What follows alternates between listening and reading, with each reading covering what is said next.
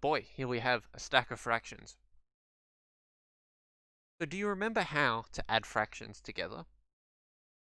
What needs to happen for us to add fractions together? Well, we can't add these together because the bottom number is different. It's very hard to add half of a cake and a third of a cake together.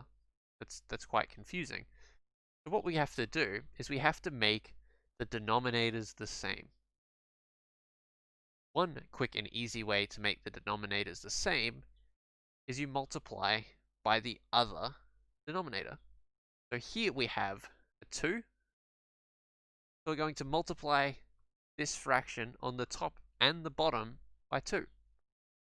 We're going to times this by 2, and we're going to times this by 2. Now over on this fraction, we have here a 3.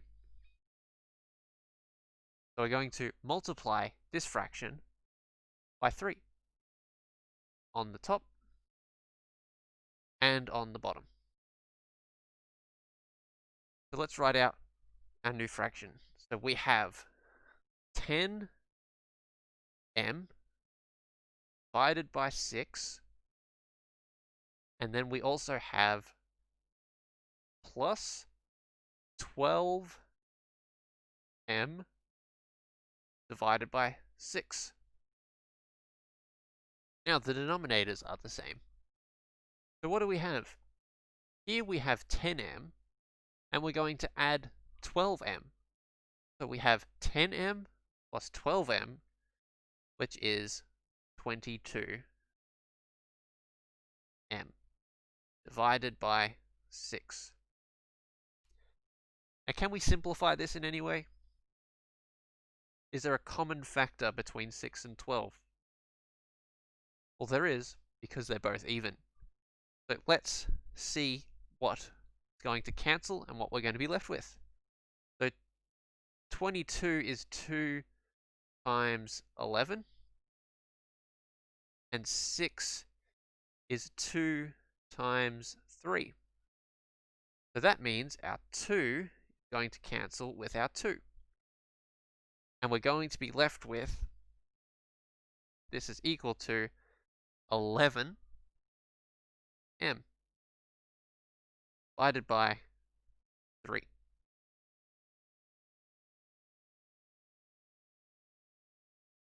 That is a simplified expression when we're adding two fractions. Let's have a look at our last one. So here we have a fraction, and remember we have to work out the top, then we work out the bottom, then we see if we can squish it together. So we have 10p times 2p. Now, we're timesing, so we're going to squish everything together. So we have 10p, sorry, the p's look a bit different. Let's fix that up. We have 10p times 2p, which is going to give me what? What do we do when we times two p's together? What do they become? They become p squared. So we end up with 20p squared. Now what about our bottom? We have 10rs minus 7rs. So we have 10 RS's, and we're going to take away 7 RS's. So how many RS's do we have? We have 3. We're going to do divide by 3 RS. Is there any common factors between 3 and 20? No, because 3 doesn't fit into 20. P and RS, they're different letters, so we can't cancel them out. Let's do 2 more examples, and then you can get on with your questions.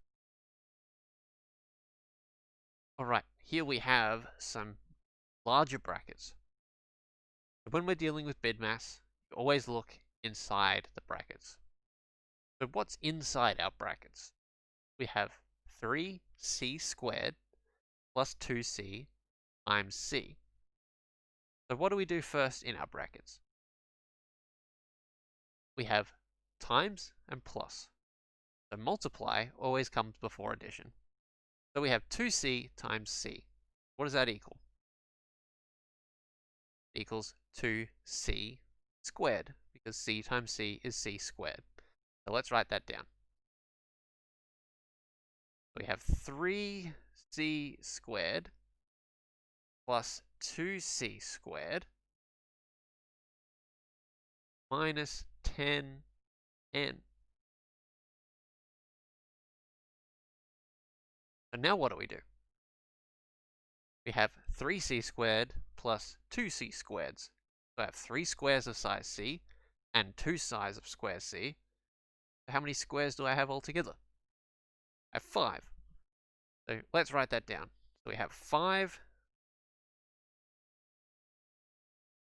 c squared minus 10 n.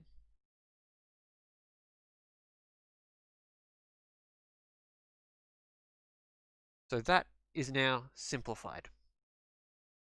However, we could also factorize this one. So factorizing is when we put the common factor out in the front.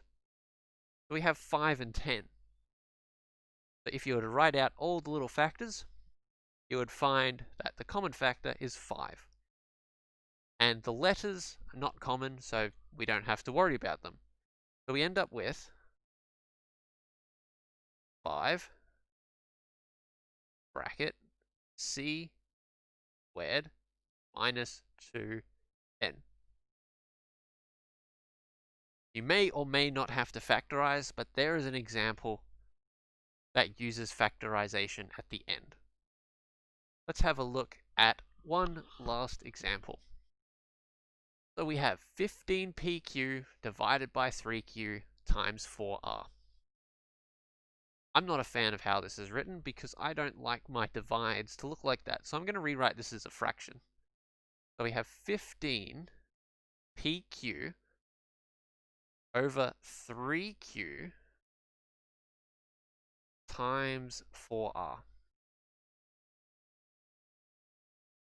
Alright, this is a little bit easier to work with. Let's have a look at the top and the bottom of our fraction.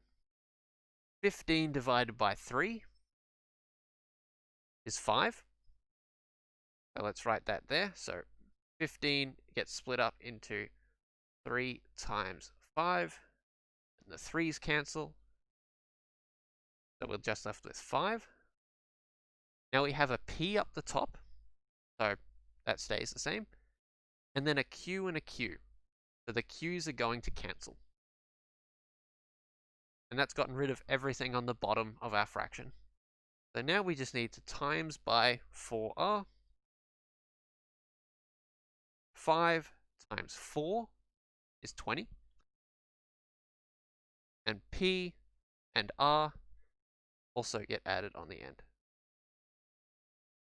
Good luck with those questions, and I'll see you in the next video.